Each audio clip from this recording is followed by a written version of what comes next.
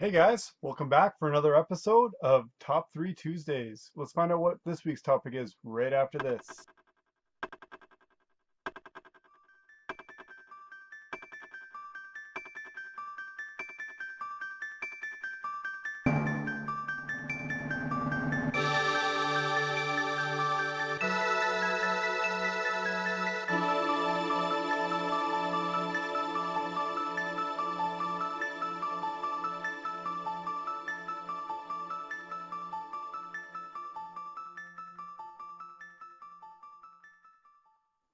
Okay, so last week we did top 3 game franchises, and this week's topic comes to us from Neo Turbo Maniac, and that is top 3 standalone games, which is games that have no sequel or aren't part of a series. So without any further ado, let's get right into it.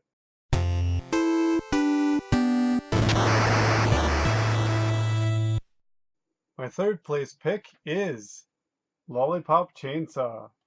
Lollipop Chainsaw is an over-the-top zombie hack and slash game, a lot in the vein of the Dead Rising series. There's a lot of humor and a lot of references to other like pop culture things, and it's over the top in just all the right ways. It's an arcadey hack and slash, and you just hack up zombies. What more is there to say? It's cheesy, it's got crude humor, it's everything you could want out of a zombie game, and the characters are just hilarious. You just rack up points, you go to different areas and just try to get combos. It's basically just a clear an area, move on kind of game. The bosses are fun. The story doesn't take itself too seriously, obviously, unlike just like the rest of the game. And if you haven't played this, you like zombies, you definitely have to check it out.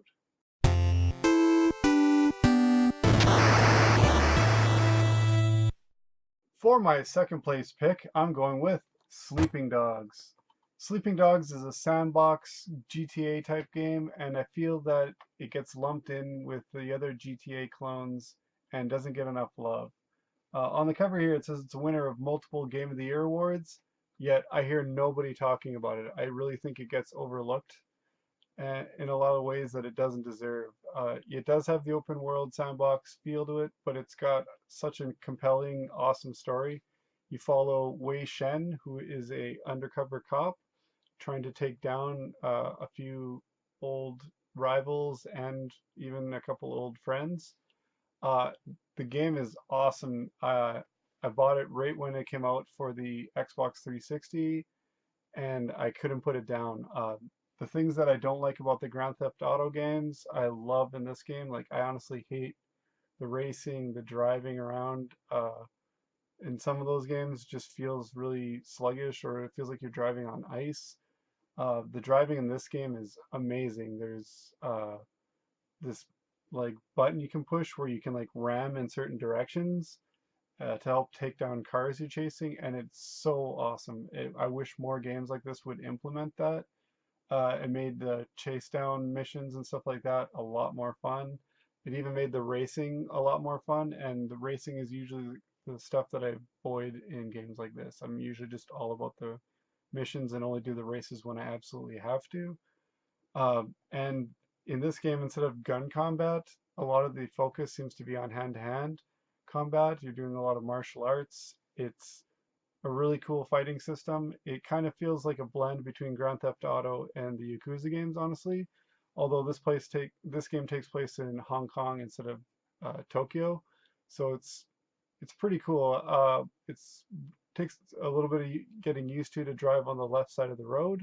Besides that, everything else is as it should be. The story is really got some cool twists and turns to it. And honestly, if you like the sandbox games, really, really, you need to check this out. I had to buy it again when they put out the definitive edition. I'm not a big fan of the re-releases, the next console generation of games that are only like 3 or 4 years old, but this game I got it cheap, and I love the game that much that I do intend to play through it again. So definitely check out Sleeping Dogs if you overlooked it.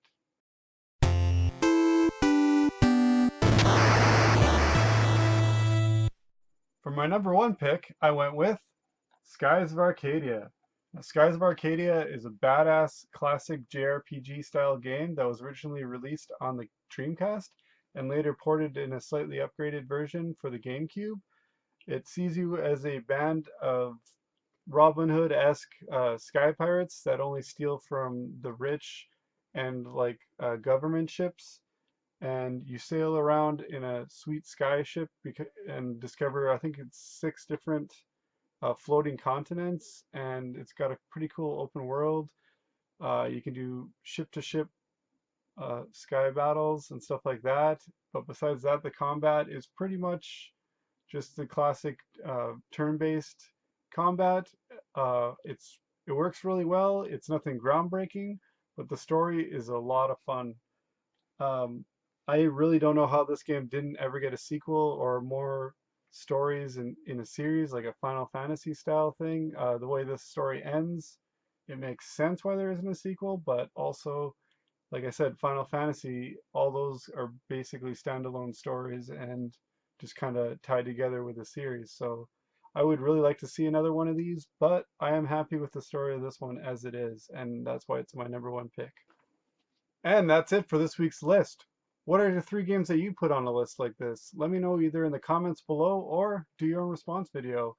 I'd love to see one. And as always, don't forget to check out Chris the Old Ass Retro Gamer's video on the same topic as we do these tag team style. And that's it for now. Catch you next time.